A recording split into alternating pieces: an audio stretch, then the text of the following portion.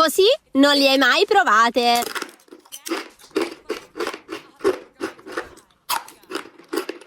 Queste chips di riso hanno sorpreso anche me.